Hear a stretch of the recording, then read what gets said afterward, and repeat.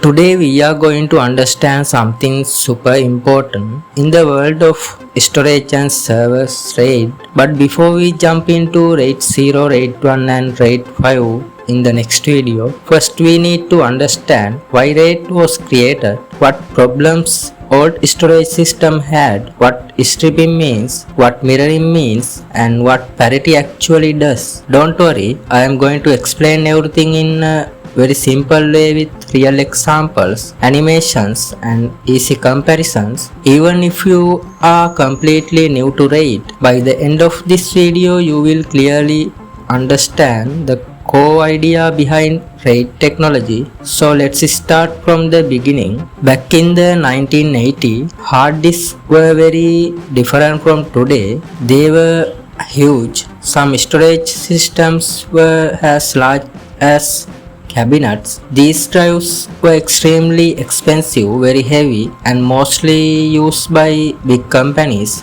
banks, universities, and government organizations. Even though they were physically massive, their storage capacity was actually very small compared to modern drives. Today, a tiny SSD can store terabytes of data, but back then getting even a few gigabytes was a big deal. These systems work mechanically. Inside the drive there were spinning platters and moving and read-write heads, so the entire system depended on mechanical movement. That also meant more heat, more power usage, and more chances for failure. In many early systems, everything depended on a single disk system.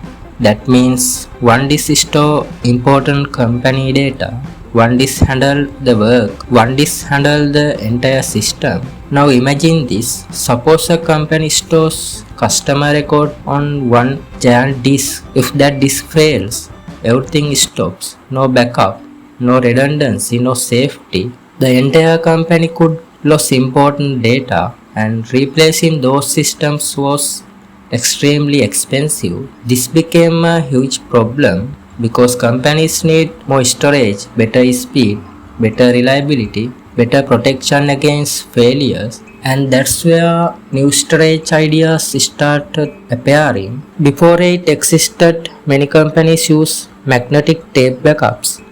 Data was copied manually or automatically onto tapes. Sometimes these tapes were even stored in another building for safe. This helped protect data. But there were problems. Backups were slow, restoring data was also slow, and usually human work was required. For example, imagine a company backup operator every evening taking backup tapes, labeling them, and storing them in shelves. If something goes wrong, they must manually restore the data. This process could take hours or even days. And another big problem, the backup was not real time.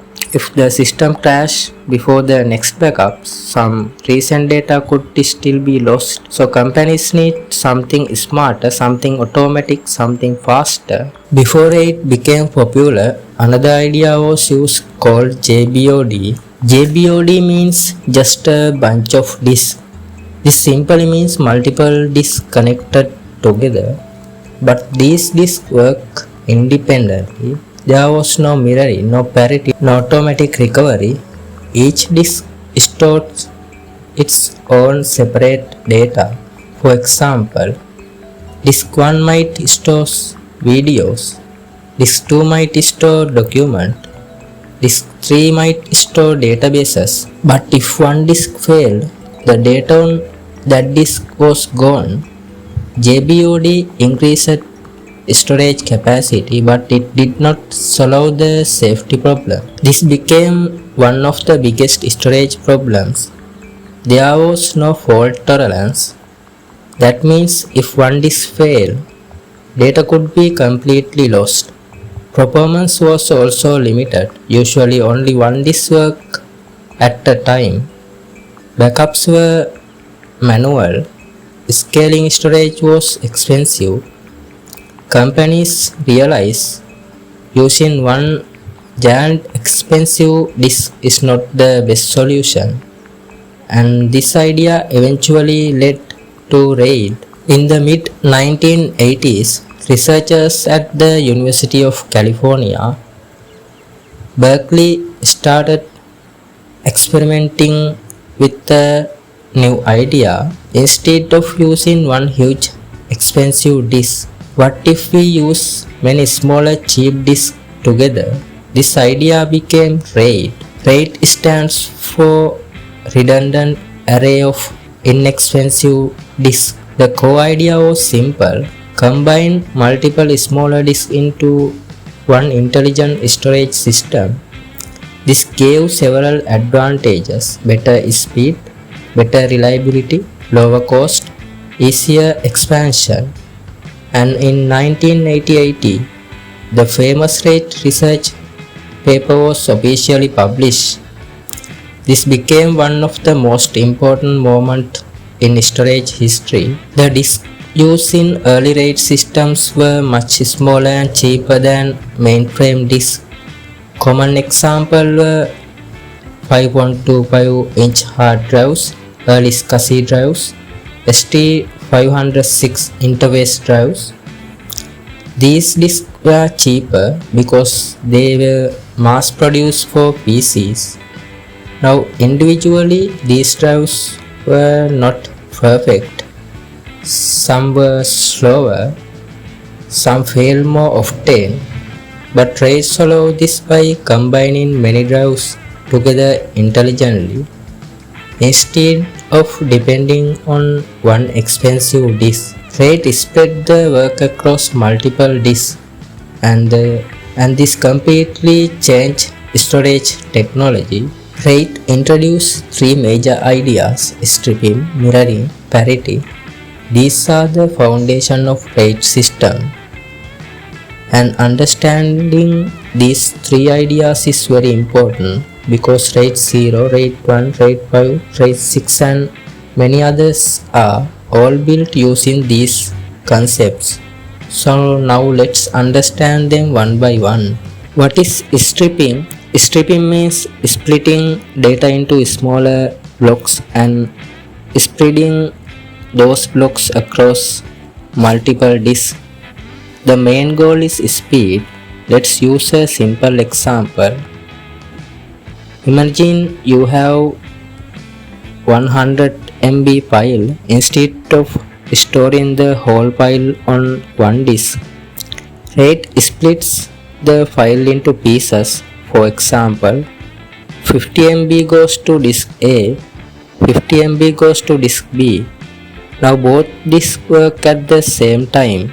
This is faster because the workload is shared. Here you can see the file being divided into smaller blocks. One part goes to disk A, another part goes to disk B. Both disks read and write simultaneously.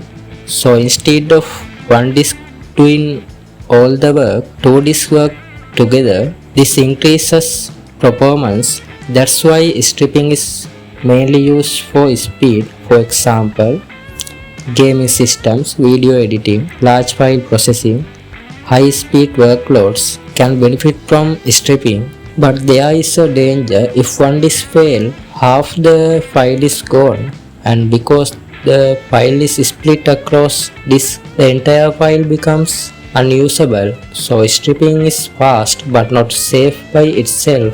Advantages: very high speed, faster read and write operations, uses full capacity of all disks. But disadvantages: no data protection, no redundancy. One disk failure can destroy all data. So RAID systems later combine stripping with other protection method. And one of those methods is mirroring. What is mirroring? Mirroring means copying the same data to another disk. Think of it like creating a live duplicate. For example, if you save a 100 MB file, the exact same 100 MB file is written to disk A and disk B. Both disks contain identical information. In this animation, you can see the same file being copied to both disks. Disk A stores the file. At the exact same time, disk B stores the same file. So if one disk fails, the second disk still has all the data. This is why mirroring is used for protection and reliability. This method is commonly used in servers, databases, important systems, critical business storage, because data safety is more important than maximum storage capacity. The biggest advantage is data safety. If this one fails, this 2 continues working, no data is lost. Recovery is also easier, but there is a disadvantage. You need double the disk. For example, if you have two 1 TB disks, usable storage becomes only 1 TB because the second disk is stored in the duplicate copy. So mirroring gives excellent protection, but storage efficiency becomes lower. Now let's move to one of the smartest RAID ideas, parity. Parity is special calculated data used for recovery. Instead of copying the full file like mirroring, RAID creates mathematical information that helps rebuild lost data. This calculation is usually done using XOR logic. Don't worry, we will keep it simple. Imagine we have disk A stores data A, disk B stores data B, disk C stores data C. Now RAID calculate another special value called parity. This parity information is stored on another disk. If one disk fails later, RAID can rebuild the missing data using the remaining disk and parity. That's the magic of parity. Here you can see the file is divided into blocks. Some blocks store normal data and one block stores parity information. The parity block is created mathematically using XOR. Now imagine one disk suddenly fails. RAID reads the remaining data blocks, the parity block, then mathematically rebuild the missing data, so the system can continue running even after one disk failure. That is why parity based RAID became extremely popular, because it gives good disk speed, good storage efficiency, and fault tolerance at the same time. Advantages: data recovery possible, better storage efficiency than mirroring, protection against disk failure, but there are also limitations. Parity calculation require extra processing. Write operations can become slightly slower, and most parity RAID systems require at least 3 disks. Still, parity RAID became one of the most important storage technologies ever created.